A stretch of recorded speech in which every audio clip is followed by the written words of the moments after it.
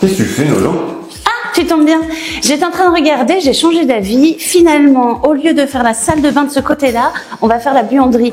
Il va juste falloir faire 2-3 évacs en plus, et puis peut-être qu'il faudra aussi... Attends, c'est une blague, là, tu rigoles. Ben, ça dépend. La réponse, c'est oui. Ben non, la réponse c'est non, évidemment. Ah, ben oui, alors c'est une blague, évidemment.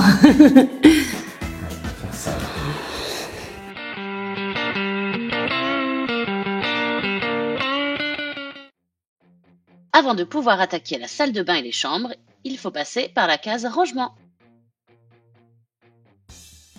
On commence par l'électricité. On accroche les plans électriques que Sylvain a fait sur les murs pour être sûr de ne pas se tromper quand on va devoir sortir tous les câbles pour les points lumineux, les prises et les interrupteurs. Mais avant, parce qu'on vous parle de la salle de bain, mais en réalité cet espace sera divisé en 3 pièces. La salle de bain d'un côté, les WC séparés et une petite buanderie. Une fois les cloisons intermédiaires tracées, on peut enfin faire passer les câbles.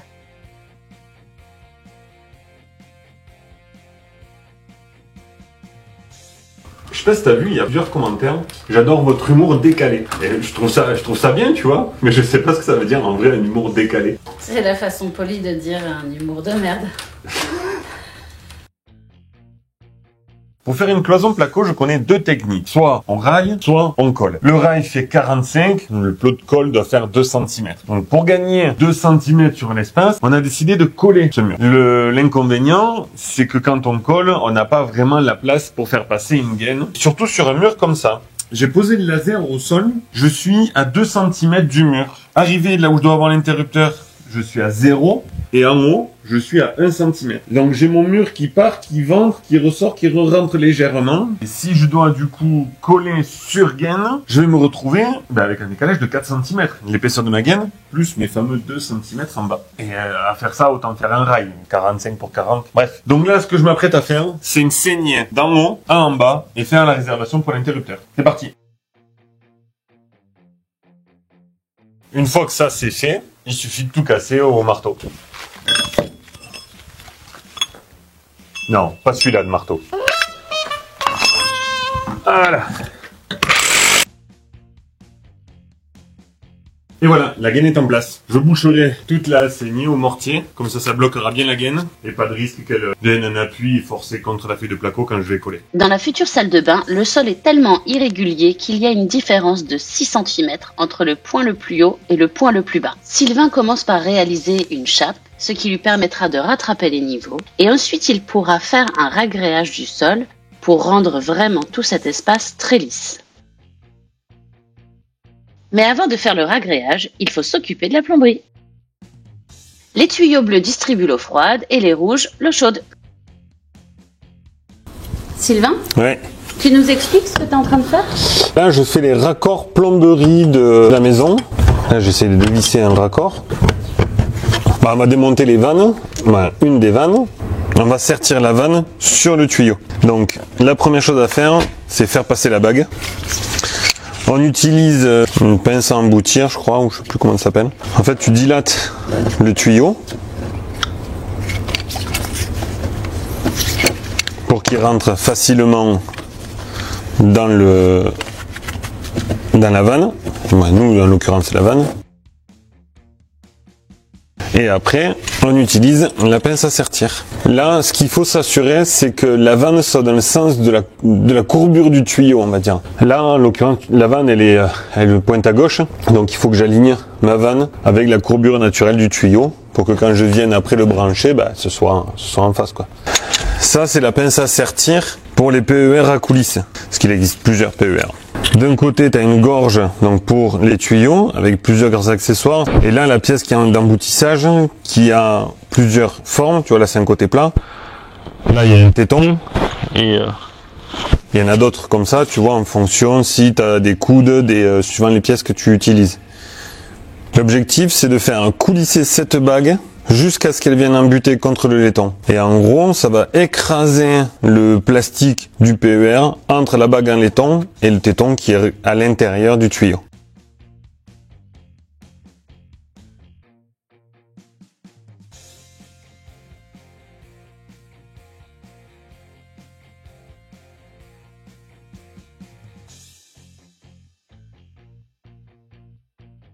Et on recommence l'opération depuis le début pour tous les circuits d'eau. On fait passer les tuyaux dans le futur faux plafond et on les raccorde directement à l'étage, car c'est à l'étage que nous avons installé la pompe à chaleur. Maintenant qu'on a fait passer l'eau et l'électricité, on peut plaquer le plafond. La grande difficulté ici, comme vous le voyez, la pièce n'est pas tout à fait droite. Le mur de gauche est penché. Il y a plus d'espace en haut qu'en bas dans la pièce. Alors pour réussir à faire monter la feuille, c'est un petit peu technique. L'autre particularité, c'est que au plafond et sur une bonne partie des murs, on va mettre des feuilles vertes. Les feuilles vertes sont dites hydrofuges. C'est les feuilles qu'on met dans les pièces d'eau. Dans le WC et la buanderie, on met les plaques blanches, classiques. Sylvain, Ouais. tu fais quoi là avec l'ancien lino? En fait, je découpe des bandes de lino, regarde, des bandes qui font à peu près la taille d'un rail, pour mettre sous les rails dans la salle de bain.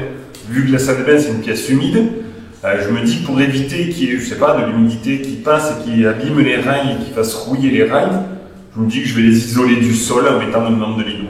Je trouve que c'est une bonne idée de faire ça. En tout cas, ça fait sens.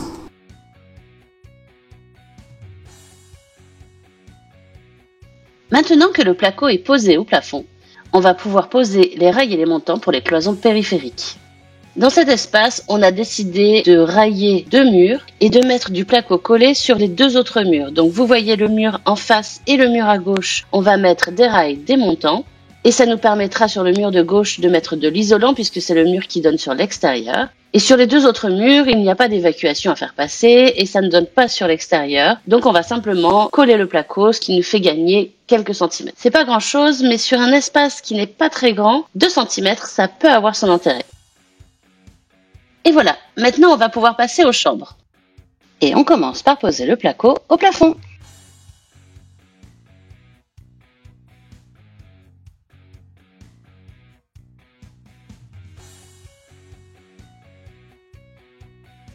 Ici, on va devoir enlever les linos. Il y en a eu 2 de posés, l'un sur l'autre. Et on va devoir casser le carrelage aussi qui arrive là au milieu de la pièce. Sylvain décolle les carreaux avec le marteau-piqueur et il finit avec la meuleuse pour enlever les dernières traces de colle. Vous connaissez la suite. Un petit peu de ménage, un peu de primaire d'accrochage et on finit par le ragréage. Bon, je m'arrête là parce que j'ai pas d'autre rime en âge. Et pendant que le ragréage sèche, Sylvain commence à poser les feuilles de placo sur les murs. Là, on va faire du placo collé. On a un enduit, comme ça, c'est de la colle. On va appliquer cette colle sur le mur. On va faire des boulettes de colle sur le mur.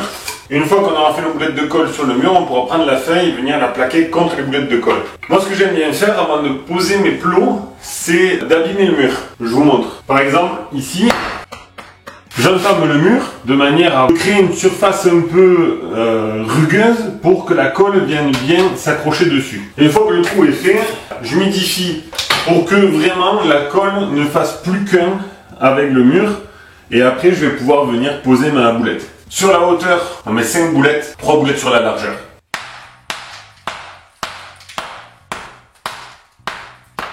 Je suis pas un professionnel, mais on va essayer de montrer les différences. Si on prend le map et qu'on le jette, la boulette s'écrase énormément. Il faut prendre le map et l'accompagner jusqu'au bout en fait. Ça ne se voit pas beaucoup à l'écran, mais on fait les boulettes sans trop les écraser.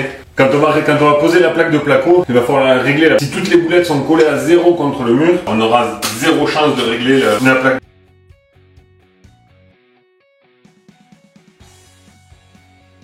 Il va continuer comme ça tout le mur, puis il fera les cloisons intermédiaires. Et voilà, c'est quasiment fini pour les pièces d'eau. Maintenant, on pose le placo au mur des chambres et ce sera fini pour l'instant. J'adore regarder Sylvain travailler à cette vitesse. C'est hyper satisfaisant. Vous trouvez pas? Et voilà, le placo est enfin posé dans les chambres. Et voilà, les chambres, les salles de bain, c'est fini. Enfin, fini, pas tout à fait. On a eu une petite galère et il va falloir refaire la chambre. En fait, la colle qu'on a utilisée pour plaquer les murs, pour coller le placo sur les murs, est périmée depuis 2018. Résultat, elle colle pas très bien. Donc, je vais décoller tout le mur Rail, montant, vis, au moins on est sûr que ça tient dans le temps. La bonne nouvelle, c'est qu'il n'y a qu'un seul côté des murs à faire, puisque tous les autres ont déjà été rayés. Donc on va s'occuper de ça, et la prochaine fois, on vous montrera le salon. Donc on va faire tout le plaquage du salon, le plafond et les murs. Et surtout la grosse étape, c'est le branchement du tableau électrique. On vous l'a dit la dernière fois, c'est quelque chose qu'on n'a jamais fait. Donc c'est parti, hein. On va câbler un tableau électrique. Il faut savoir que Sylvain passe beaucoup de temps à regarder des vidéos YouTube, des tutos, à se renseigner. Parce qu'effectivement, toute la réno qu'on fait ici, il l'a vu faire. Mais la plupart du temps, il n'a pas forcément vu les gens travailler et il ne l'a jamais fait lui-même. Par contre, il aime vraiment apprendre. Et donc tout ce qu'il fait, la plupart du temps, il ne l'a jamais fait, mais il passe pas mal de temps à... Ouais, je passe beaucoup de temps sur Instagram. Voilà, sur Instagram, YouTube, il passe pas mal de temps à regarder plein de choses. On n'est pas des cow-boys, quoi. Quoique. Donc voilà, c'est pour ça il y a des outils qu'on a achetés spécialement pour la maison. Je pense aux lève-claques, des choses comme ça, des choses qu'on n'avait pas. Mais voilà, on avait envie d'apprendre, de faire et bien faire. Et du coup, c'est pour ça aussi que des fois il y a des ratés. Parce qu'on n'est pas des professionnels. Puis ça fait partie de l'histoire de notre vie aussi. Oui. C'est le jeu de Lucette. Ah oui, c'est un enchaînement de plein de petites galères. Et puis on trouve des solutions. Et puis on passe à l'étape suivante. Et puis au final, tout se finit bien. Oui, mais j'allais dire, je pense que c'est notre force, c'est qu'on ne s'arrête jamais. On ne s'arrête jamais quand il y a une galère, on avance, et forcément on se sort de nos galères, et puis on s'en sort grandi, enrichi, et puis fier. Et fatigué. Ah oui, ça c'est indéniable. En attendant, pour ne rien rater de la suite de notre rénovation, le mieux, c'est de s'abonner.